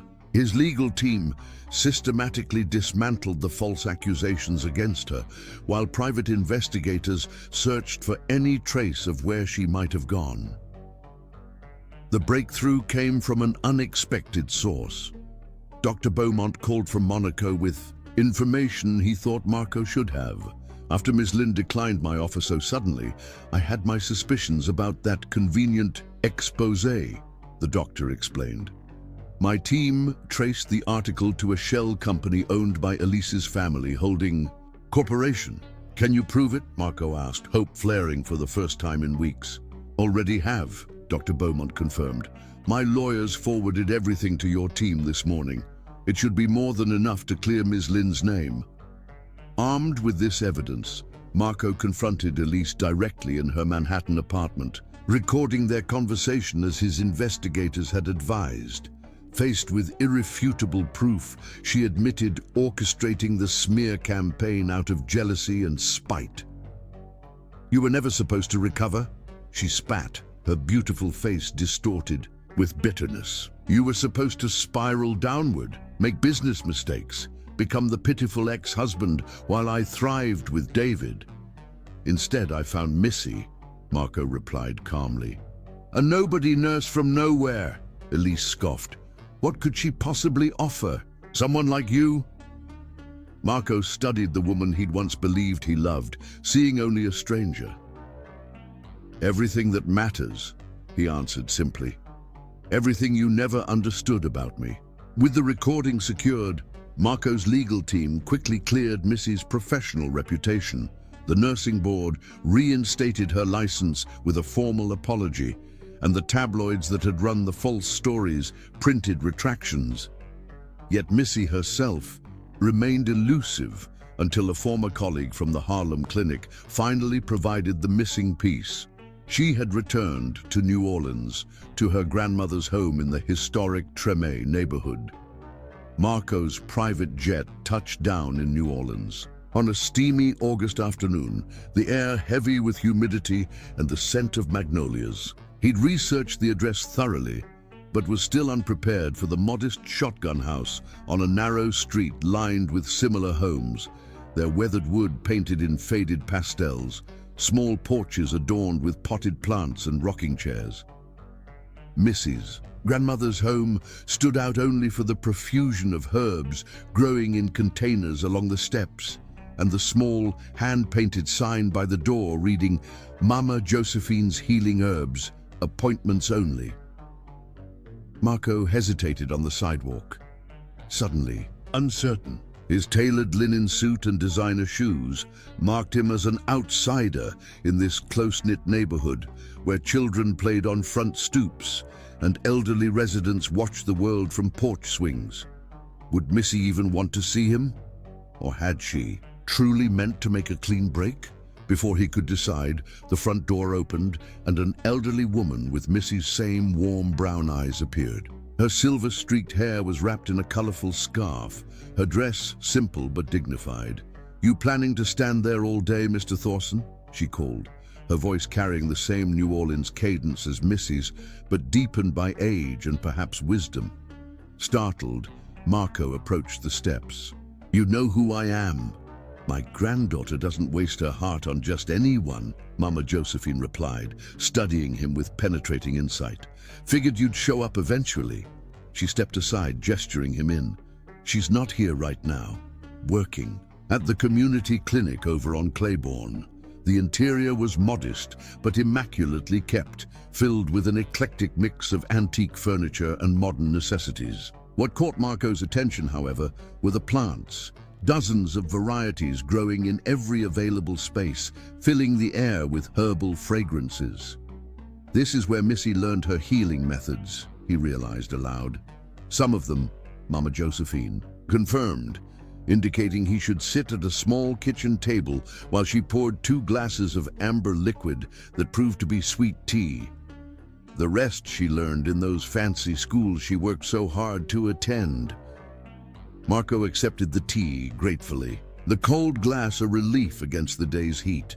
"Did she tell you about me? About us?" "Enough." The old woman's gaze was direct but not unkind. "Said you needed healing and found it. Said she broke her own rules and got her heart involved. Said leaving was the only way to protect you both." "She was wrong about that last part," Marco said, quietly. Mama Josephine sipped her tea, considering him. "Maybe so, but my Missy's spent her whole life healing others, never learned how to let someone heal her." The insight resonated deeply. Marco had been so focused on what Missy had done for him that he'd overlooked what she herself might need. "Where can I find this clinic?" he asked. Mama Josephine gave him directions but added, "She's different here. This is her roots, her foundation. If you're expecting the woman who fit into your world of wealth and privilege, you might be surprised." The community clinic occupied a converted storefront with peeling paint and a window unit air conditioner working overtime against the Louisiana heat. Inside, the waiting room was crowded with patients of all ages, mostly Black and Latino families from the surrounding neighborhood. Through an open door, Marco caught sight of Missy before she saw him. She wore simple scrubs, her hair pulled back, and practically moving with quiet efficiency between examination rooms. No trace remained of the elegant woman who had turned heads in Monaco's casino. Yet watching her here, in her element, she had never seemed more beautiful to him. When she emerged from an exam room with a file in hand, she froze upon seeing him, her professional composure briefly shattered. "Marco," she whispered, color draining. And from her face, around them, the busy clinic continued its rhythm. But for Marco, the world narrowed to the woman before him, the space between them charged with unspoken emotions. "Your grandmother said I'd find you here," he explained, acutely aware of curious gazes from staff and patients alike. Missy recovered quickly, professional mask sliding back into place. "I have patients waiting. We can't do this now." "When?" Marco pressed quietly. She glanced at the clock. "I finish at 7. Meet me at St. Louis Cemetery number 1 by the entrance." The hours until 7 stretched endlessly. Marco walked the French Quarter, trying to absorb the city that had shaped Missy, to understand this vital piece of her identity. New Orleans pulsed with life around him, music spilling from doorways, the mingled aromas of Creole cooking, locals and tourists navigating the narrow streets with equal enthusiasm. This vibrant, passionate city explained so much about Missy, her resilience, her belief in healing that transcended conventional understanding, her ability to embrace life's complexities without judgment. The cemetery, when he arrived, offered stark contrast, a city of the dead with its above-ground tombs and mausoleums stretching in orderly rows. Missy was already waiting, changed from scrubs into a simple sundress, her natural hair loose around her shoulders. Seeing her again, Marco felt something shift back into place inside him, a recognition of essential rightness despite all their complications. "You cleared my name," she said without preamble. "The nursing board contacted me last week." "Elise confessed to fabricating everything," Marco confirmed. "Your reputation is fully restored." Missy nodded once, arms crossed protectively across her body. "Thank you for that. I didn't do it expecting gratitude," Marco said quietly. "I did it because it was right."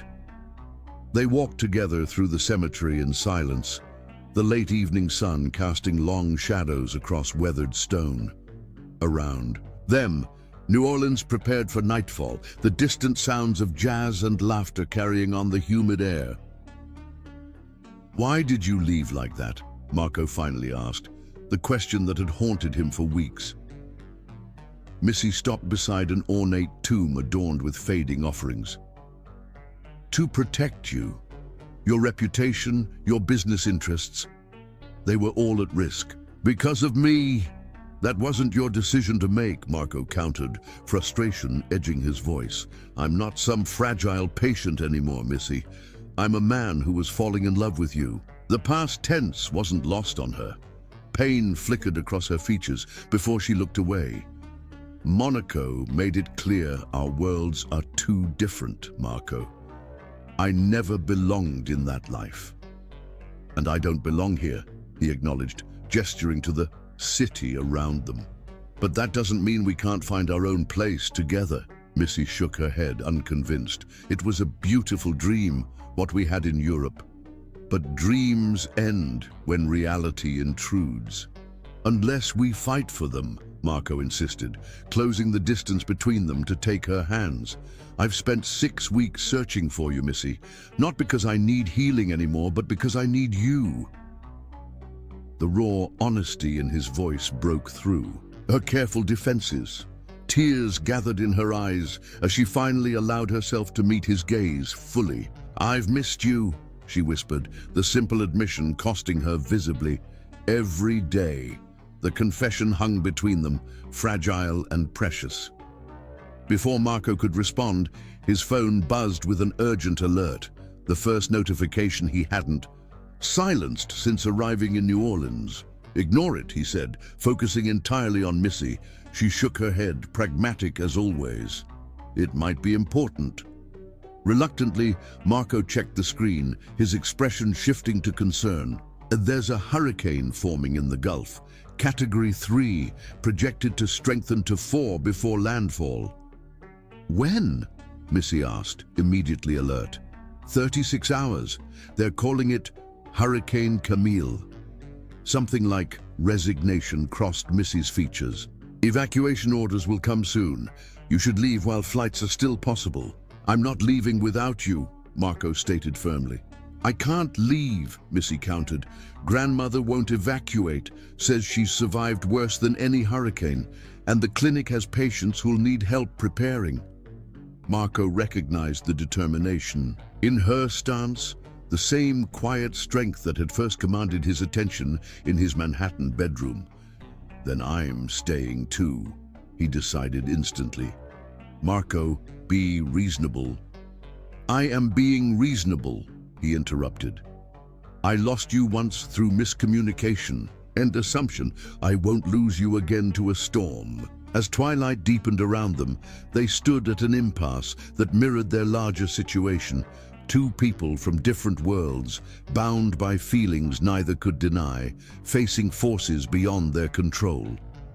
The distant sound of emergency sirens broke the moment, a prescient warning of what approached. Without further discussion, they left the cemetery together, united at least in the immediate challenge of preparing for the coming storm. Neither could have imagined how the hurricane would transform not just the city around them, but the very foundation of their relationship. Chapter 8. The Storm's Revelation. As Hurricane Camille approached New Orleans, the city transformed. Evacuation traffic jammed highways while those staying behind secured homes with practiced efficiency. Marco found himself in Mama Josephine's kitchen, helping pack precious herbs and remedies into waterproof containers. The elderly healer had flatly refused evacuation. "At least let me arrange for a generator and supplies," Marco insisted. "Mama," Josephine gave him an assessing look. "We accept your help, Mr. Thorson, but understand, we're not charity cases. We survive because we know how." Marco recognized he was the outsider here, his wealth meaningless against both the approaching storm and this family's deep-rooted pride. "Consider it partnership, not charity," he offered. That evening, Marco found Missy on the small back porch, watching dark clouds gather. "I've secured a hotel room at the Windsor Court," he said. "Higher ground, hurricane-proof. We could all go." Missy shook her head. "She won't leave these plants. They represent 5 generations of healers' knowledge." Her gaze remained fixed on the darkening sky. "Besides, Tremay is home. You face threats differently on your own ground." The approaching storm highlighted their fundamental differences. Marco's instinct to control circumstances versus Missy's acceptance of forces beyond control. Yet somehow these differences now seemed like complementary strengths rather than barriers. "The clinic called," Missy continued. "Several elderly patients in the neighborhood have no transportation. We're checking on them tonight." "I'm coming." "With you," Marco stated firmly. The next several hours revealed a side of Missy that Marco had glimpsed but never fully witnessed. Her deep connection to her community. In home after home, elderly residents greeted her with familiar affection, while Marco found himself boarding windows and moving furniture to higher ground. At their final stop, the home of Ms. Lavinia, an 83-year-old former schoolteacher who refused evacuation, Marco overheard a conversation. "Your young man works hard," Ms. Lavinia told Missy. "Different from that doctor fellow you used to bring around." "Marco is complicated," Missy responded softly. "Ain't nothing complicated about the way he looks at you, child. That's a man who knows what he wants." Walking back through nearly deserted streets, Marco finally asked, "Who was the doctor she mentioned?" "Jackson. My ex-fiancé," Missy replied, her tone discouraging further questions. "He was doing a rural medicine rotation here. It's where we met." By midnight, the storm's outer bands reached New Orleans. Inside Mama Josephine's house, they had moved valuables to upper shelves and prepared an interior bathroom as an emergency shelter. Marco took the first watch while Missy and her grandmother rested. He stood at the window, watching palm trees bend at impossible angles in the strengthening wind. "Impressive, isn't it?" Mama Josephine's voice startled him as she joined him at the window. "Terrifying," Marco corrected honestly. She chuckled. "Nature reminds us of our proper place sometimes. Even powerful men need reminding." Marco turned to face her directly.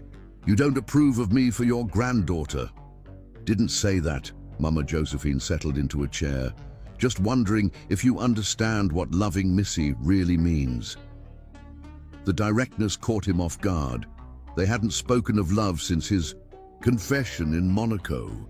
"My granddaughter heals others because she understands brokenness from the inside," she continued. "Lost her parents young. Watched me struggle to maintain our traditions while the world called them superstition. She pushed herself through nursing school, working 3 jobs, because she wanted to combine our ways with modern medicine." Pride colored her voice. "Then that doctor came along, made her think she had to choose, that her heritage was something to overcome, not embrace. That's why she left him," Marco realized. Mama Josephine nodded. He wanted her to be something other than herself. Smaller, more conventional. Her eyes narrowed. "What do you want her to be, Mr. Thorson?" "Nothing other than who she is," Marco answered without hesitation. "It's who she is that saved me, not just physically, but in every way that matters." A tremendous crash interrupted them, In Missy's bedroom, a large oak branch had smashed through the window. For the next hour, they worked together to secure the broken window with boards and plastic. "The eye's coming," Mama Josephine announced. "We'll have a brief calm. Use it to check the roof." Within an hour, the howling wind ceased abruptly.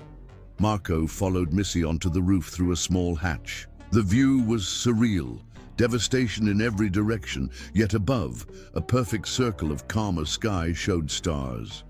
As they finished securing loose shingles, Marco caught Missy's arm. "When this is over, we need to talk about us. Really talk, without assumptions or fear." "Marco, I love you," he interrupted, the declaration simple but profound. "Not because you healed me, but because of who you are. The healer, the granddaughter, the community nurse, the passionate woman I held in my arms. All of you, not just the parts that fit conveniently into my world." Before Missy could respond, Mama Josephine called urgently from below. "Missy, phone, call, the clinic's flooding, Ms. Lavinia's trapped."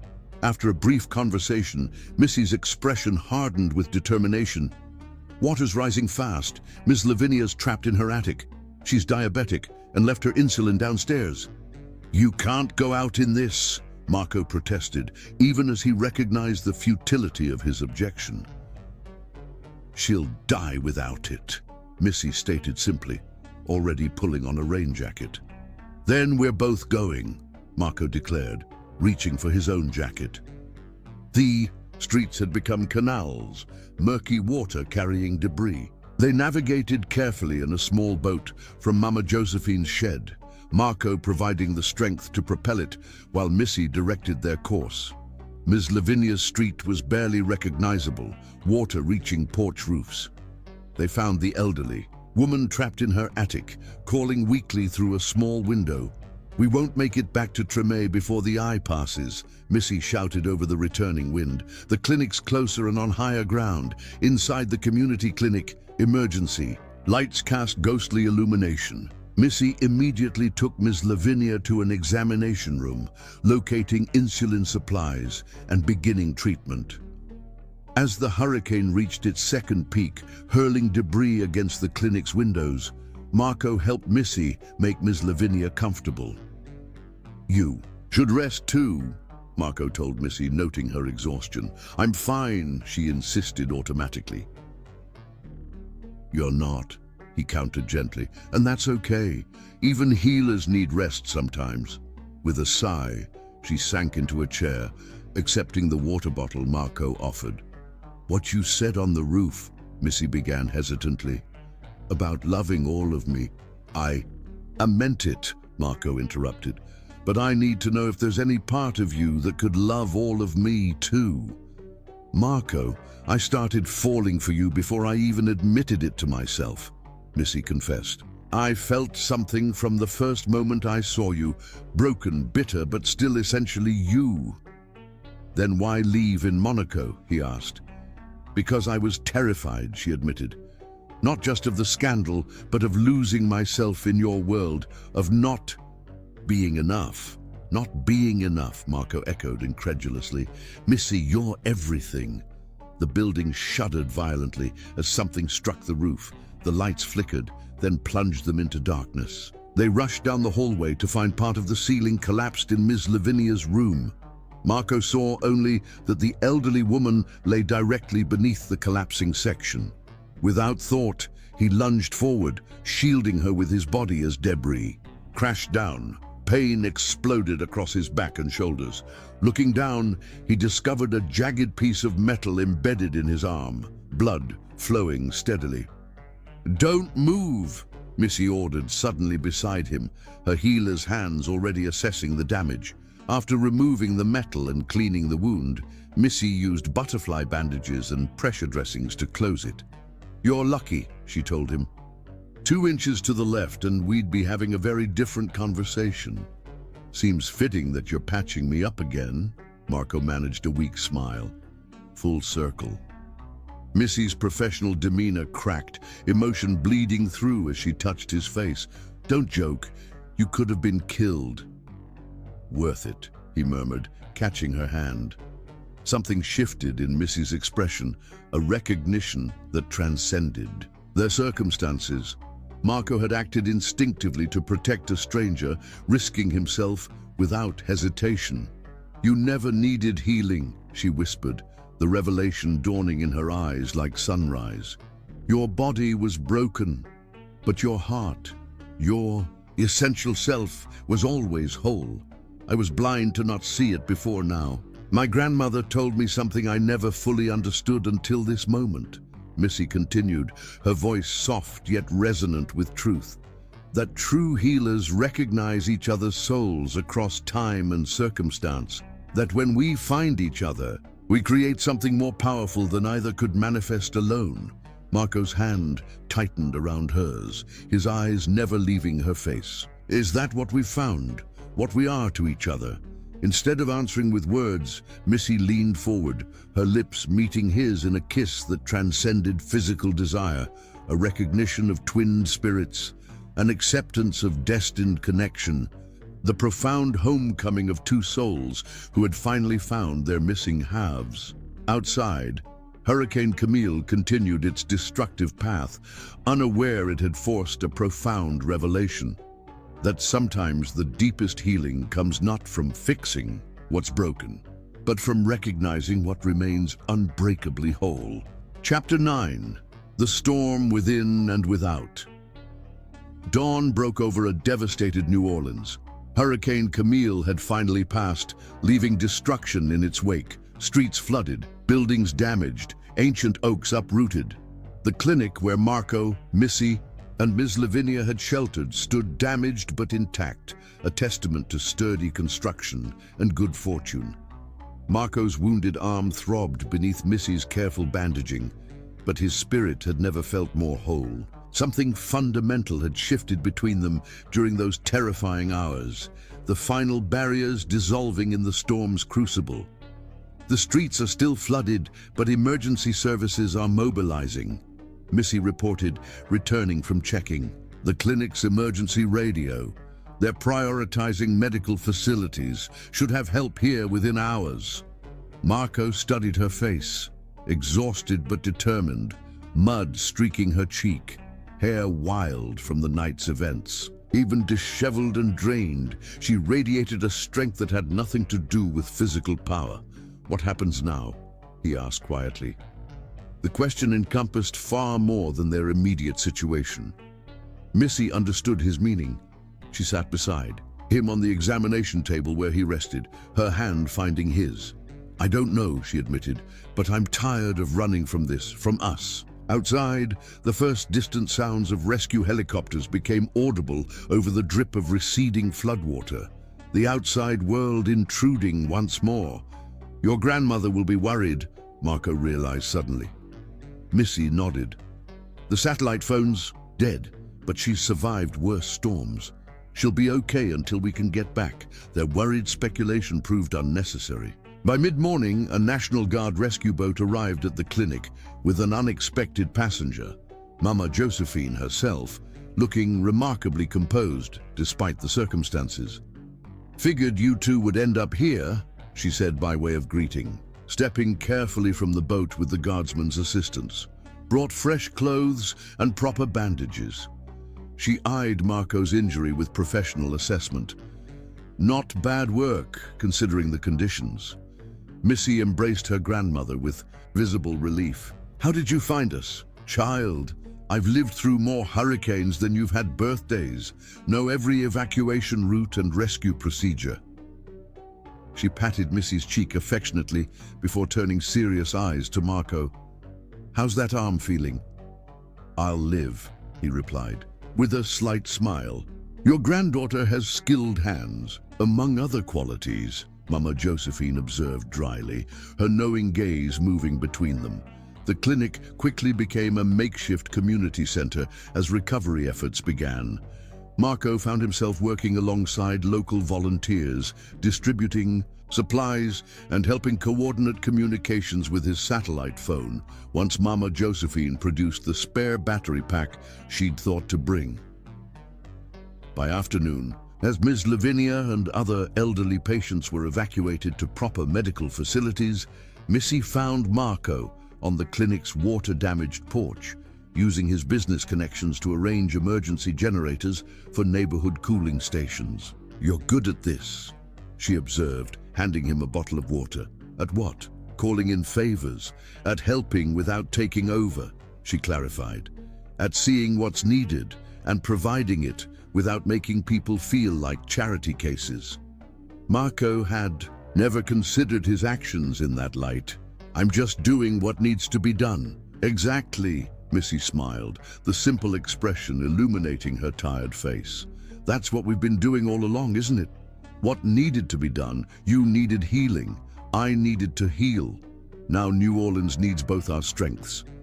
The simple insight crystallized something Marco had been feeling since the hurricane's eye, that their apparently different worlds might complement rather than conflict. "I've been thinking," he said, his voice taking on the resonant quality it held only when speaking from his deepest convictions, "about us, about creating something neither of us could build alone." His eyes held such intensity that Missy's breath caught.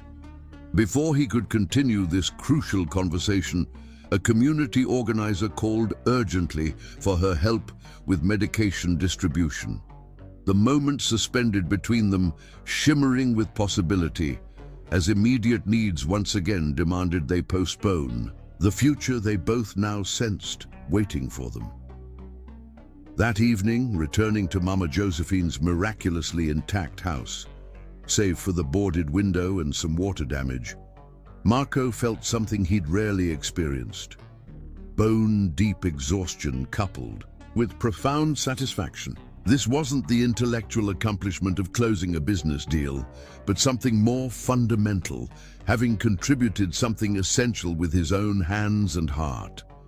After showering away the hurricane's grime in Mama Josephine's ancient but functional bathroom, Marco found Missy on the back porch swing, gazing at stars now visible through dispersing clouds. She had changed into clean clothes, her hair still damp, looking younger somehow in the porch light.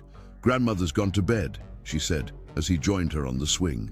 "Said to tell you there's gumbo on the stove if you're hungry." "Later," Marco replied, settling beside her. Their shoulders touched, a simple contact that felt more intimate than their passionate encounters in Europe. They sat in companionable silence, the neighborhood around them eerily quiet, save for occasional generator hums and distant emergency sirens. The storm had passed, but its aftermath would linger for weeks, rebuilding, restoring, healing. "I need to tell you something," Missy said finally, her voice soft in the humid night air, "before we talk about what comes next." Marco waited, sensing her need to find her own words. "When I left Monaco, I thought I was protecting you, but I was also protecting myself." Her fingers twisted together in her lap. "I was afraid of how much I needed you, not your wealth or position, but you. That terrified me more than any scandal." The admission clearly cost her, this woman who had always been the healer rather than the vulnerable one. "And now?" Marco prompted gently. "Now I'm still afraid," she admitted, "but I'm more afraid of not trying, of wondering what might have been." Her eyes met his directly. "I love you, Marco. Not the patient I healed, but the man I've come to know, complex, sometimes difficult, but fundamentally good."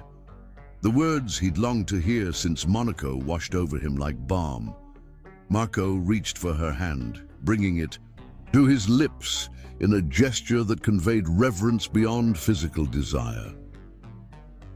"I've been thinking about your clinic in Harlem," he said, the words carefully chosen, "about what you were trying to create there, integrating traditional healing with modern medicine, serving people who fall through the cracks." Missy watched him curiously, unsure where this was leading. "What if we built something similar here?" Marco continued. "Not Dr. Beaumont's luxury healing center for the wealthy, but something that honors your grandmother's traditions while providing real medical services to this community." Missy's expression shifted from confusion to dawning understanding. You want to fund a clinic in Tremé. I want to partner with you to create what you've always envisioned, Marco corrected. Your knowledge and expertise, my resources and business acumen, something neither of us could create alone. The proposal hung between them. Not just a professional opportunity, but a blueprint for their shared future. A way to blend their worlds rather than requiring either to abandon their essence. You'd do that? Missy asked, searching his face. Invest in my community. Work within my world instead of asking me to join yours? I'd do anything to build a life with you, Marco replied simply. But this isn't sacrifice, Missy. These past days have shown me there's fulfillment in this work I never found in boardrooms and investment portfolios. Before Missy could respond, Mama Josephine's voice interrupted from the doorway. If you two are done deciding the future of my neighborhood, I suggest you come eat before the gumbo gets cold. They turned to find the elderly woman watching them with thinly veiled amusement. How long have you been standing there? Missy asked, suspiciously. Long enough, her grandmother replied cryptically. Mr. Thorson, I believe you've finally understood what loving my granddaughter actually means. With that pronouncement, she disappeared back into the house, leaving them alone. Once more, is she right? Missy asked, vulnerability and hope mingled in her expression. Do you understand what loving me means? Marco considered the journey that had brought them here. From his sickbed in Manhattan to a hurricane-ravaged porch in New Orleans. From strangers playing roles to people who had seen each other's truest selves. It means building something new together, he answered, his hand finding hers in the darkness. Not your world or mine, but ours. As their lips met in a kiss that held promise rather than goodbye, Marco knew with absolute certainty that Hurricane Camille had destroyed much, but created something even more precious. The foundation for a love that could weather any storm, inner or outer. Chapter 10. The Perfect Union. 6 months transformed Tremé in ways both visible and profound. Where Hurricane Camille had left destruction, renewal now blossomed.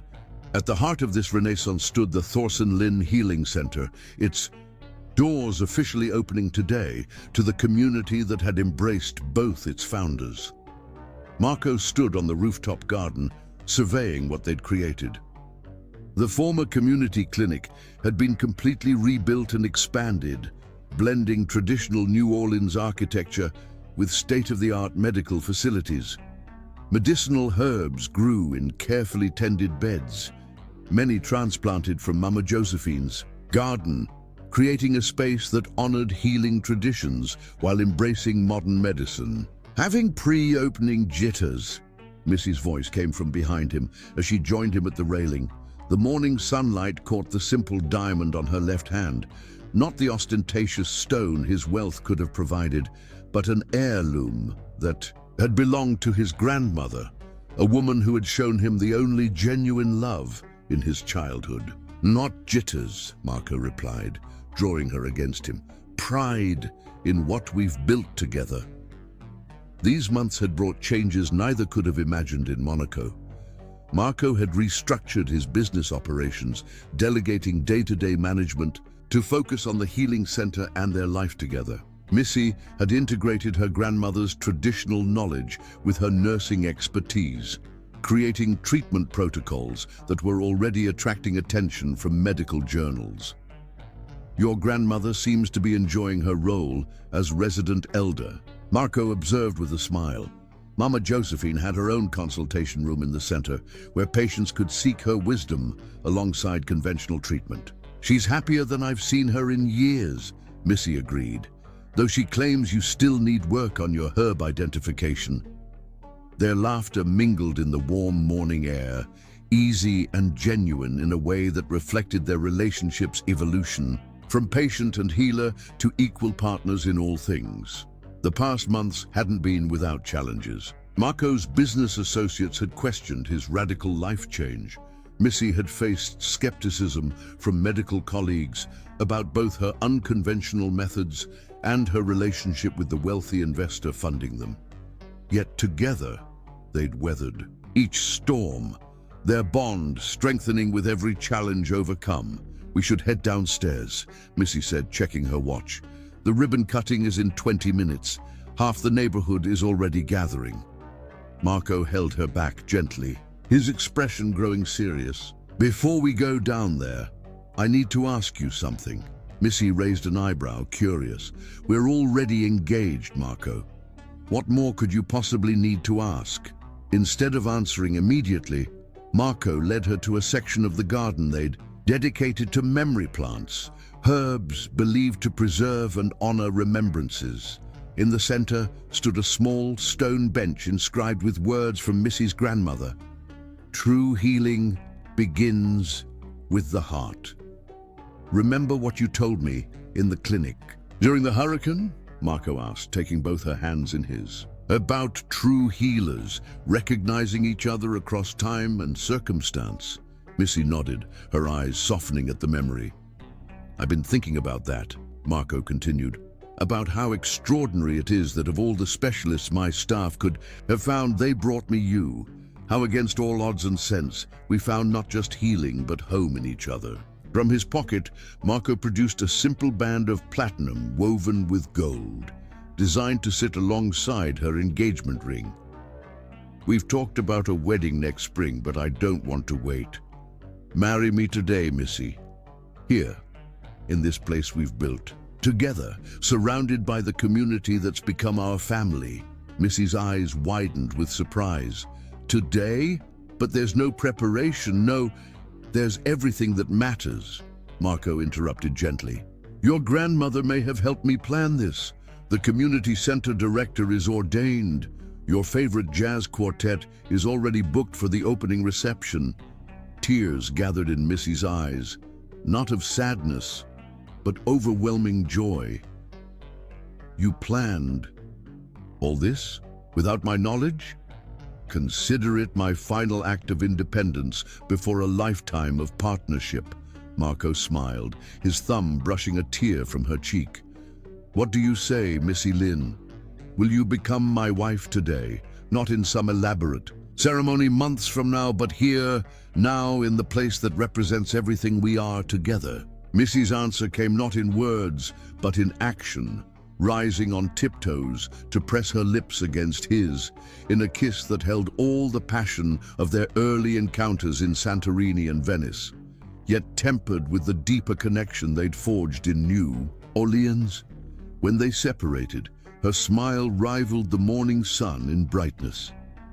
"Yes," she whispered against his lips. "Today, now, forever."